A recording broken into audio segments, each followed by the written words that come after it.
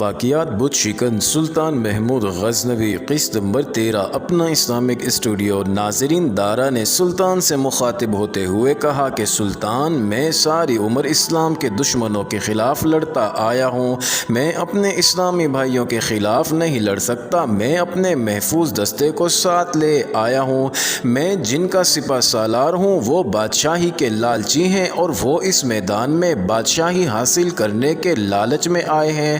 میں نے ساری عمر جو دشمنان اسلام کے خلاف جہاد کر کے جہاد کا ثواب کمایا ہے، میں وہ ضائع نہیں کروں گا۔ مجھے اللہ کے حضور سرخ رو ہونے کا موقع دیں۔ اس نے ان دستوں کو جو اس کے ساتھ آئے تھے کہا کہ پیچھے مڑو اور امیر فائق وغیرہ کی فوجوں پر حملہ بول دو۔ ناظرین، دارا نے اس حملے کی قیادت خود کی۔ سلطان سبکتگین نے ریزرو ٹروپس کو پہلوؤں کی مدد کے لیے بھیج دیا۔ ایک کی قیادت محمود کے پاس تھی۔ نوح کو سلطان نے اپنے ساتھ رکھا کیونکہ وہ ابھی ناتجربہ کار تھا۔ گناہ گاروں کے حوصلے جلد ہی پست ہو جاتے ہیں۔ بو علی اور فائق اپنی فوجوں کو سلطان سبکتگین اور دارا کی فوجوں کے رحم و کرم پر چھوڑ کر خود میدان جنگ سے بھاگ گئے۔ ناظرین، ان کی کچھ فوج بھی ان کے پیچھے بھاگ گئی اور سب نے جرجان جا کر دم لیا۔ جرجان کے حکمران فخر الدولہ نے انہیں پناہ دی۔ دارا کے سینے میں ایمان کے نور کا شعلہ کچھ ایسا بھڑکا تھا کہ وہ جرجان تک ان غداروں کے تعاقب کرنے پر زور دے رہا تھا، لیکن سلطان نے اسے کہا کہ میں خانہ جنگی کو تول نہیں دینا چاہتا، میں انہیں دوستی اور اتحاد کا پیغام دینا چاہتا ہوں۔ محمود دارا کا ہم نوا تھا، اس کا جوان خون بھی اسے انتقام لیے بغیر چین نہیں لینے دے رہا تھا۔ ناظرین، محمود نیشا پور پہنچا ہی تھا کہ ایک قاصد گھبراہٹ کی حالت میں بھاگتا ہوا محمود کے پاس پہنچا اور کہا کہ بو علی اور فائق نے نیشا پور پر حملہ کر دیا ہے اور فخر الدولہ نے انہیں تازہ دم فوجیں فراہم کی ہیں۔ وہ سلطان سبکتگین کی نقل و حرکت دیکھتے رہے تھے۔ انہوں نے دیکھا کہ زیادہ تر سپاہ سلطان اور دارا اپنے ساتھ لے گئے ہیں اور محمود تھوڑی فوج کے ساتھ نیشا پور رہ گیا ہے، تو دونوں نے نیشا پور پر حملہ کر دیا۔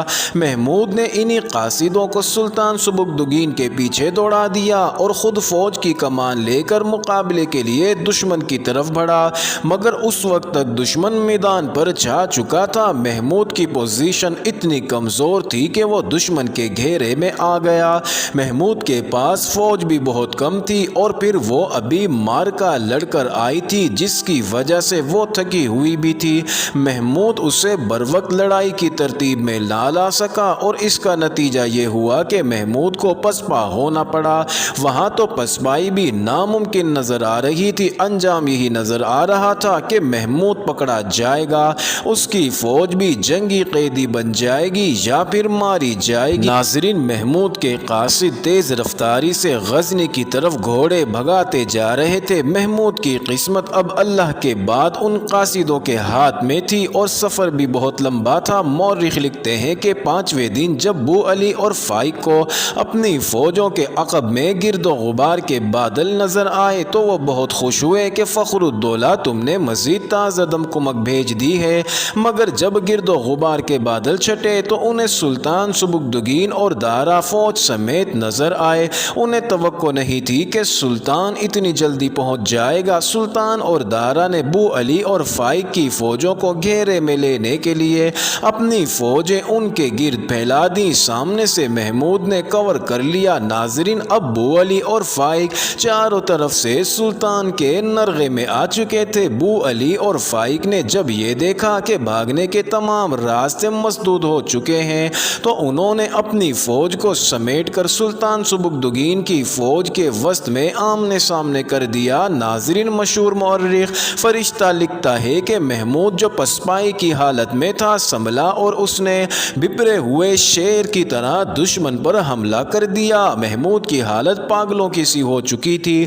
بو علی اور فائق کی فوجیں کچلی گئیں مگر ان دونوں غداروں کا کچھ پتہ نہ چلا کہ وہ کہاں سے نکل گئے ہیں۔ فتح مکمل تھی اور سانپ کا سر کچل دیا گیا تھا۔ ادھر لاہور کے راجے اپنی متحدہ فوج کے ساتھ غزنی پر حملہ کرنے کے لیے پوری تیاری کر رہے تھے۔ ان تیاریوں میں پوری ہندو قوم شامل تھی۔ مرد و عورتیں سخت مشقت کر کے راجہ کا سرکاری خزانہ بھرنے میں مصروف تھے۔ ہندوستان کے تمام راجوں نے اپنے مخالفتیں پس پش ڈال دی تھی۔ مندروں میں لوگوں کے دل و دماغ میں یہ جنون پیدا کیا جا رہا تھا کہ ہندو مت کو بچانے اور پھیلانے کے لیے اسلامی سلطنتوں پر قبضہ کرنا ایک مذہبی فریضہ ہے۔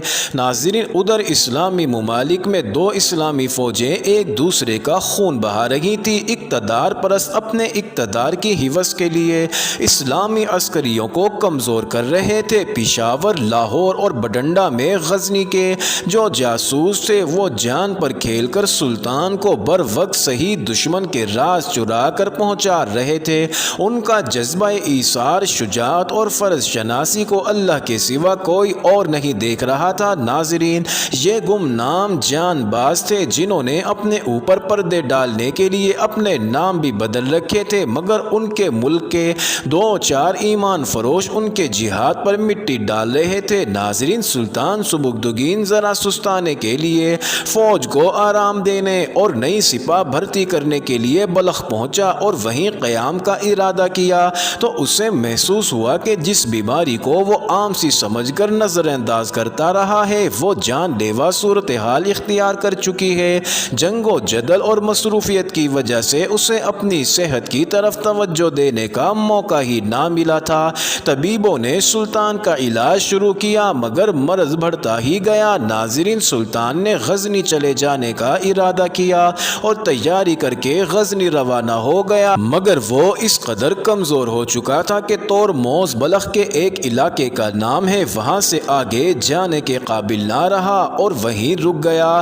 ترجمہ یمنی میں لکھا ہے کہ ایک روز نقاہت کی انتہا کے عالم میں سلطان نے شیخ ابو الفتح سے، جو ہمیشہ سلطان کے ساتھ رہتا تھا، اسے کہا کہ ہم بیماری سے صحت یاب ہونے کے لیے ہر جتن کرتے ہیں اور صحت یاب بھی ہو جاتے ہیں، لیکن ہم سمجھتے ہیں کہ موت نہیں آئے گی۔ مجھے اس بھیڑ کا خیال آتا ہے کہ اسے قصاب خرید کر لے جاتا ہے، کبھی کسی ریوڑ میں اسے چھوڑ دیتا ہے تو کبھی اکیلے باندھ دیتا ہے۔ بھیڑ زندہ رہنے کی آس لگائے رکھتی ہے مگر ایک دم قصاب اس کی گردن پر چھری پھیر دیتا ہے۔ ایسے ہی ہم کئی بار بستر علالت پر لیٹتے اور پھر صحیح ہو جاتے ہیں، پھر موت ایک روز اچانک ہماری گردن دبوچ لیتی ہے، ہمیں کچھ سمجھنے اور کچھ کرنے کا موقع ہی نہیں ملتا۔ ناظرین، اس سے 40 روز بعد سلطان نے یہ کہہ کر کہ محمود کو میرا پیغام دینا کہ اسے بت شکن بننا ہے اور خدا کے سوا کسی کا خوف نہیں رکھنا، اور اپنی جان آفرین کے سپرد کر دی۔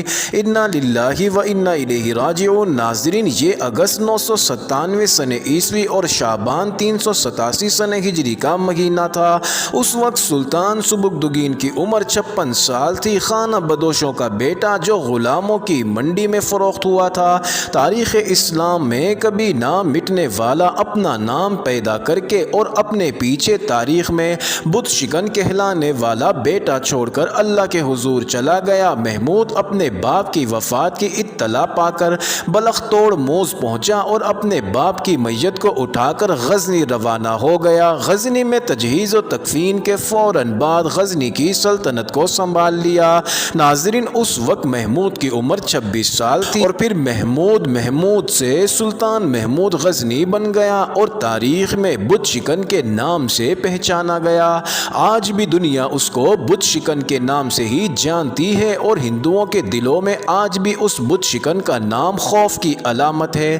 آج بھی ان کے سامنے سلطان محمود غزنوی بت شکن کا نام لو تو ان کے چہرے زرد پڑ جاتے ہیں اور دل میں خوف کی ٹیسیں اٹھنے لگتی ہیں۔ سلطان محمود غزنوی نے اس مکار ہندو قوم کو جتنا ذلیل کیا تھا اس سے پہلے کسی نے ان کو اتنا ذلیل کیا تھا اور نہ اس کے بعد آج تک کسی نے ہندوؤں کو اتنا ذلیل کیا ہے۔ ذلیل کرنے سے مراد ہر جنگ میں ذلت امیز شکست دی تھی۔ ناظرین، چلتے ہیں موضوع کی جانب۔ سلطان سبکدگین کی تجہیز و تکفین کے بعد محمود غزنوی نیشا پور چلا گیا۔ چونکہ وہ مرد میدان تھا اس لیے اس نے سب سے پہلے اپنی فوج کی تنظیم و نو کی طرف توجہ کی۔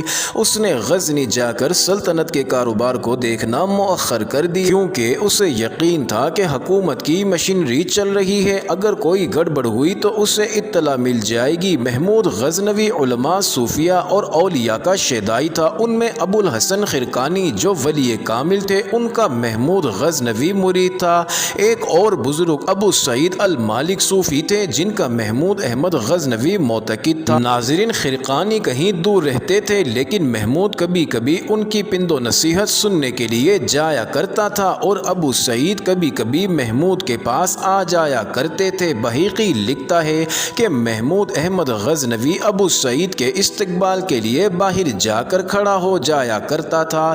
محمود غزنوی کے ذہن پر راجہ جے پال اور بت پرست سوار تھے۔ اس کی توجہ فوجی امور پر مرکوز تھی۔ اسے معلوم نہ ہو سکا کہ اس کی سلطنت کو خوشامدیوں کی دیمک لگ چکی ہے اور خزانہ تیزی سے خالی ہو رہا ہے۔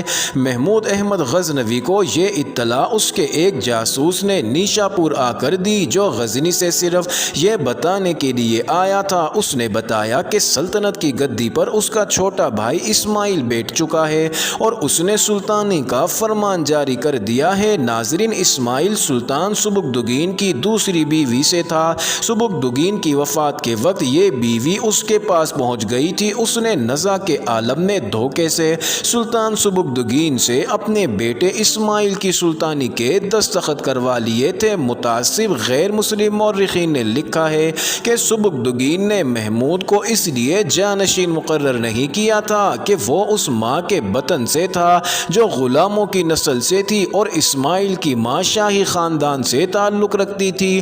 اس دور کے واقع نگاروں کی تحریر سے یہی ملتا ہے کہ سبکدگین کے آخری لمحات اس قدر تکلیف دہ تھے کہ اس نے نیم غشی کے عالم میں اسماعیل کو اپنا جانشین مقرر کر دیا۔ ناظرین، اس سلسلے کی پچھلی اقساط میں محمود کی ماں کے متعلق تفصیل سے بتایا جا چکا ہے کہ وہ کون تھی اور کس خاندان سے تعلق رکھتی تھی۔ ناظرین، محمد قاسم فرشتہ لکھتا ہے کہ اسماعیل نوجوان اور کھلنڈری سا لڑکا تھا۔ اسے محمود کے مقابلے میں کوئی عسکری تجربہ بھی نہ تھا۔ جنگوں میں سبکدگین کے ساتھ محمود رہتا تھا۔ سبکدگین نے اسماعیل کو اپنا جانشین مقرر نہیں کیا ہوگا۔ اگر ایسا ہوا ہوتا تو سبکدگین کے نزا کے عالم کی حالت کا فائدہ اٹھا کر اسماعیل کی ماں نے اسماعیل کو جانشین مقرر کروا لیا ہوگا۔ ناظرین، دونوں بھائیوں میں فرق اتنا تھا کہ جب محمود راجہ جے پال کے مقابلے کے لیے فوجی تیاری کے لیے نیشا پور چلا گیا تھا تو دوسری طرف اس کا بھائی